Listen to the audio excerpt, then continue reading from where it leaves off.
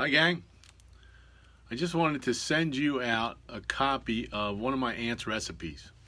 Now, I know it's backwards because I'm in selfie mode on live here, but it's handwritten and you can see there's no measurements on here.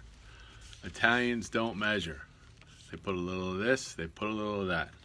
I know my last name is Moore, so you don't see the Italian connection. Mom, okay? So, what I did was transcribed everything because I made this with her many times.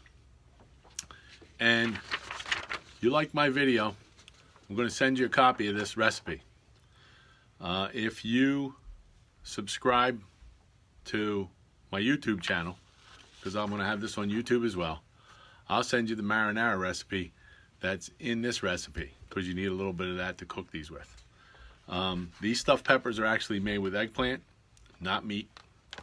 She thought that was disgusting because it was like having a big meatball and a green pepper. So I hope you guys enjoy it. Please let me know if you try it, and have a great day. Talk to you soon.